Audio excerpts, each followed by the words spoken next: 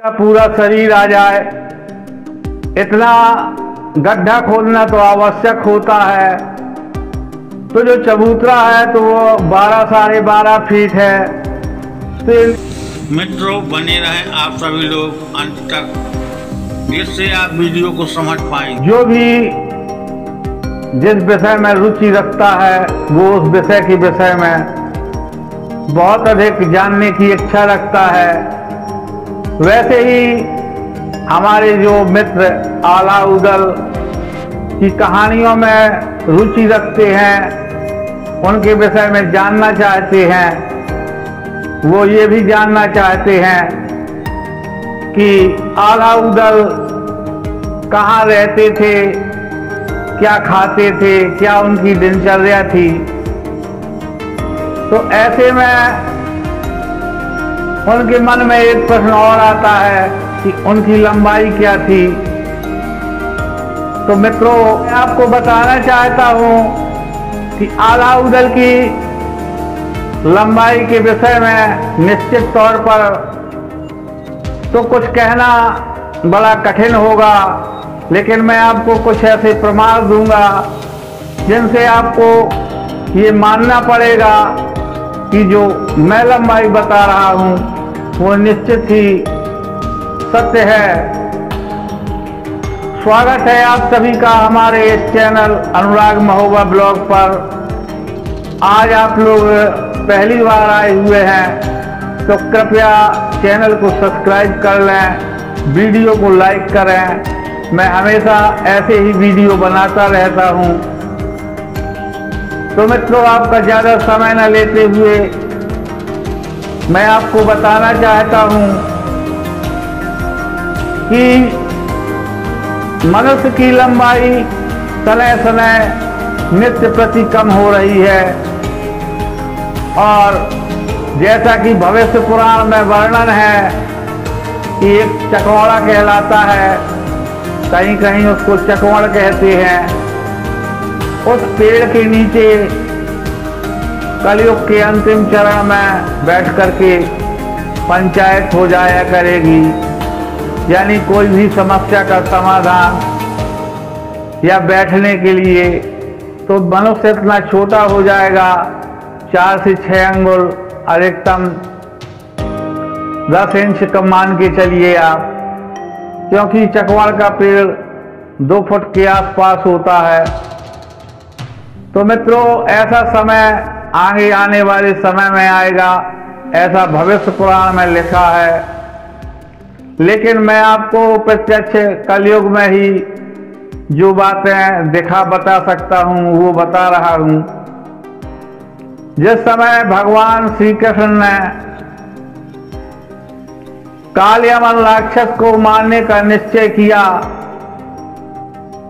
तो क्योंकि उसको वरदान था कि वो किसी के द्वारा मारा न जाए, कोई भी अस्त्र शस्त्र उसको मार नहीं सकते थे, तब उन्हें याद आती है महाराज मचकुंद की, जो सतयुग के अंतिम चरण से गहरी नींद में थे, यानी पूरे त्रेता सोए और द्वापर युग में सोते रहे। और द्वापर के अंतिम चरण में भगवान कृष्ण ने उन्हें जगाया, कालयवन के द्वारा अपना पीतांबर उनके ऊपर डाल देते हैं। कालयवन ये समझता है कि ये राजा मुचकुंद नहीं श्री कृष्ण हैं, और जाकर उन्हें झंझोड़ कर जगाता है और कहता है कि अरे मूर्ख, तू यहाँ छिप रहा है, लेकिन तू कालयवन के हाथों बच नहीं सकता। तब भगवान श्री कृष्ण की प्रेरणा से, भगवान श्री कृष्ण के इस प्रकार के चक्रव्यूह रचने से महाराज मचकुंद की निद्रा खुलती है, और वो पूर्व काल के वरदान के कारण राजा कालयवन जल करके वहीं भस्म हो जाता है। तब महाराज मचकुंद अधीर होकर कहते हैं कि आपने तो मुझे वचन दिया था कि जैसे ही मेरी निद्रा खुलेगी मैं आपको दर्शन दूंगा, कहाँ है श्री हरि। तब भगवान श्री कृष्ण सामने प्रकट हो जाते हैं और उन्हें आशीर्वाद देते हैं। तो ये महाराज मचकुंद 18 हाथ इनकी लंबाई बताई जाती है और इसका प्रमाण भागवत में स्पष्ट लिखा है कि महाराज मचकुंद की लंबाई 18 हाथ थी और सतयुग के प्रथम चरण में मनुष्य 21 हाथ लंबा होता था। तो समय समय घटते घटते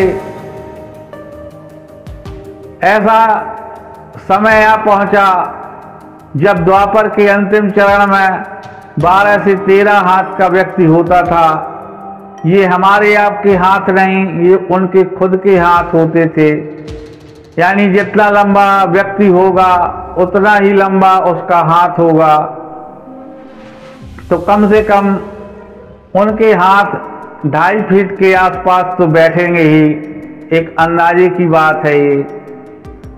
और उसके पश्चात आप आलाउदल के युग को देखें अगर, तो आलाउदल के युग में जो लोग विश्वास रखते हैं तो उनका कहना है कि इनकी लंबाई लगभग 12 से 14 फीट के बीच में थी, क्योंकि उस समय आदमी अपने हाथों से 7.5 हाथ का होने लगा था। तो इस प्रकार से मेरे विचार से 12 से 14 फुट या 12 फुट आप उनकी अनुमानित लंबाई मान सकते हैं।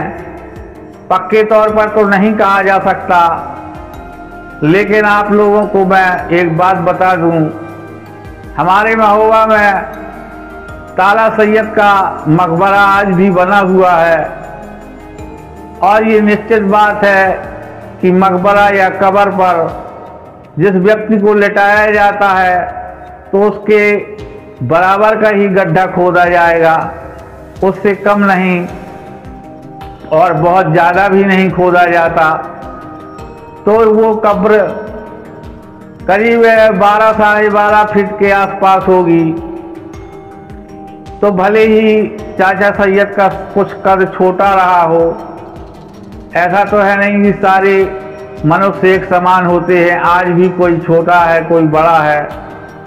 तो इसी प्रकार से हो सकता है चाचा सैयद का कद कुछ कम रहा हो और वो 12 साढ़े 12 फीट के उस गड्ढे में उनकी कब्र कहूँ समाधि कहूँ, क्योंकि तो वो तो पूरे महोबा के लिए आदरणीय थे। तो उनकी जब समाधि वहाँ लग सकती है तो इसका अर्थ हुआ कि उस समय कम से कम 12 फीट लंबाई तो थी ही।